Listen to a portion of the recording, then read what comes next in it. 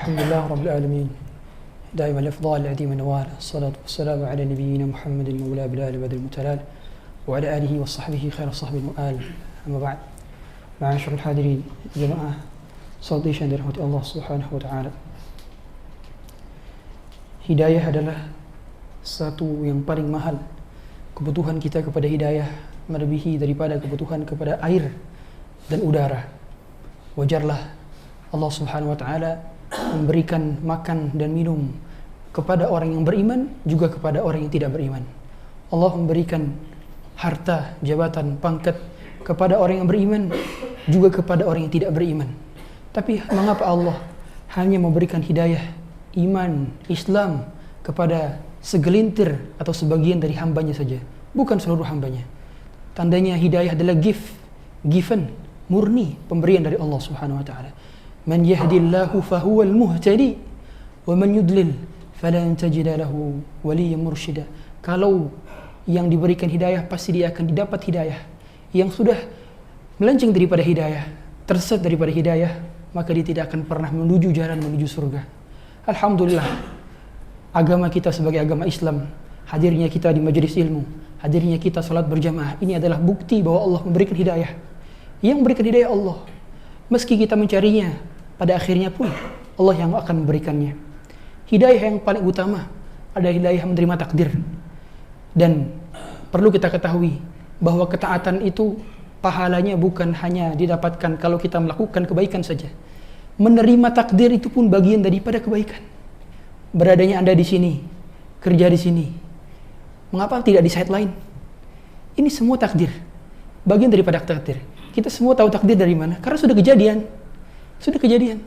Dan penerimaan terhadap takdir tersebut juga merupakan lumbung dan ladang pahala yang sudah Allah tetapkan kepada kita semua. Pertemuan kita pada hari ini pun adalah takdir. Perjumpaan kita, perkawanan kita adalah takdir yang telah Allah tuliskan 50.000 tahun sebelum Allah ciptakan langit dan bumi. Maka berbahagialah dengan takdir yang Allah telah tetapkan kepada kita, dan teruslah menjadi orang yang bertakwa. Karena Allah tidak akan pernah menyia-nyiakan hambanya yang bertakwa. Fa innahu man yattaqi wa yasbir fa innallaha la yudhi'u ajral muhsinin.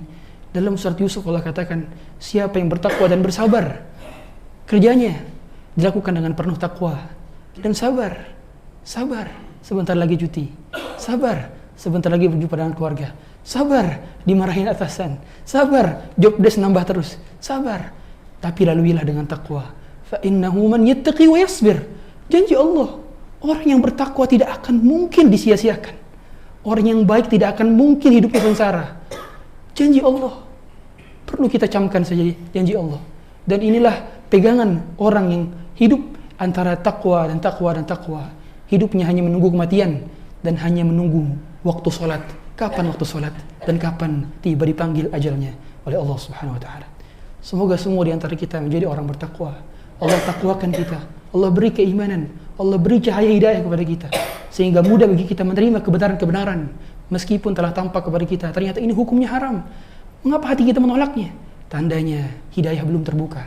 Maka mintalah kepada Allah agar Allah membukakan hidayah dalam hati kita, sehingga kita mau dan mampu menerima kebenaran meski terasa pahit dalam dada.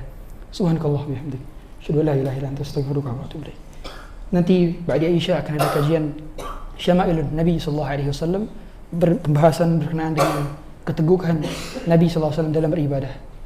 Bagi para jemaah yang berkenan untuk hadir, kami persilahkan. Assalamualaikum warahmatullahi wabarakatuh.